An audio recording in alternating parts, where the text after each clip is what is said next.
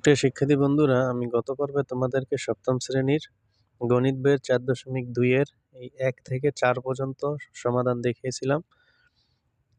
এখন তোমাদেরকে এই 5 নম্বর অঙ্কের সমাধানটা করে দেখাই। দেখো বন্ধুরা, প্রথমেই আমি খাতায় উঠায় নিলাম 5 নম্বর অঙ্কটা উঠায় নিলাম। এবার দেখো, খুব সহজেই আমরা অঙ্কটা সমাধান করি। তো আমরা জানি এই বীজগণিতীয় রাশির এই ভাগগুলো করতে হলে এখানে আমরা প্রথম রাশিকে এই দ্বিতীয় রাশি দ্বারা ভাগ করব। তো ভাগের নিয়ম হলো, এই যে সংখ্যা দেখতে পাচ্ছ এটাকে বলা হয় সহগ, আর এখানে যে এ জেড ওয়াই এগুলো বলে চলক। এখানে দেখো সংখ্যা 4 আর এ ওয়াই জেড এগুলো হলো চলক। তো আমরা ভাগের নিয়ম হলো সংখ্যাকে সংখ্যা দ্বারা ভাগ করব, এই সংখ্যাটাকে সংখ্যা দ্বারা ভাগ করব। তো খুবই সহজ। দেখো এখানে দেওয়া আছে -36, এটাকে আমরা ভাগ করব এই -4 দ্বারা। -4 এটা দ্বারা আমরা ভাগ করব। আর এই যে চলক, এই চলককে চলক দ্বারা ভাগ করব, খুব ইজি। এ কিউব এই কিউবকে আমরা ভাগ করব এই এ দ্বারা। চলক মিলিয়ে ভাগ করতে হবে। দেখো এরপর আছে কি জেড কিউব, এখানে দেখো জেড এই জেড দ্বারা আমরা ভাগ করব। এরপর আছে ওয়াই স্কোয়ার, এই যে দেখো ওয়াই স্কোয়ার, এটাকে আমরা এই ওয়াই দ্বারা ভাগ করি, ওয়াই দ্বারা। তো এটাকে আমরা ভাগ করলে 4 দিয়ে যদি আমরা 36কে ভাগ করি তাহলে কত হয়? 4 নং 36, 9। এই 9 এর আগে দেখো এখানে কিন্তু উপরেও মাইনাস নিচেও মাইনাস, মাইনাসে মাইনাস আমরা জানি প্লাস হয়।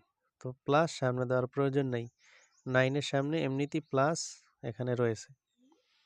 এরপরে দেখো ভিত্তি যদি একই হয়, এখানেও এ, তাহলে একটা এ লিখতে হয়, আর এই পাওয়ারগুলো বিয়োগ হয়। এই যে পাওয়ার, এগুলোকে বলে ভিত্তির উপরে পাওয়ার। পাওয়ার আছে 3, আর এখানে এর উপরে কিছুই নেই, অর্থাৎ এখানে একটা 1 রয়েছে, -1। যদি কোনো সংখ্যার উপরে খালি থাকে, কিছুই না থাকে, তাহলে ধরে নিতে হবে পাওয়ার 1 আছে। তো দেখো আমরা লিখলাম 3 - 1। তো একইভাবে এখানে ভিত্তি জেড একই, একটা জেড লিখব।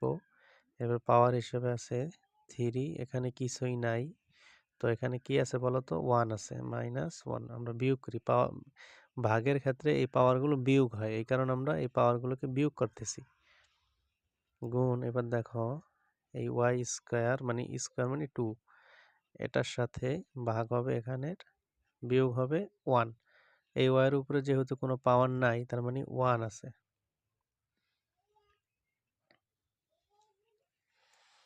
পরের লাইনটা আমরা কিভাবে করি দেখো, 9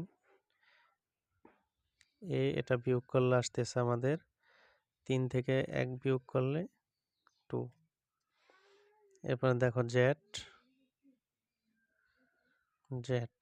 3 থেকে বিয়োগ 1, তাহলে আসতেছে 2। তারপরে ওয়াই 2 থেকে 1 বিয়োগ করলে আসতেছে 1।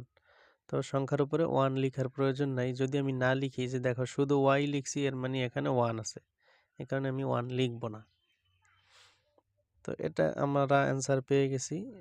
জাস্ট এটাকে একটু সাজায় লেখা যেতে পারে এইভাবে, যে 9 এ স্কোয়ার, যেহেতু জেড এর আগে ওয়াই, এই কারণে আমরা এই ওয়াইটাকে একটু আগে দিতে পারি, তারপর জেড শেষ।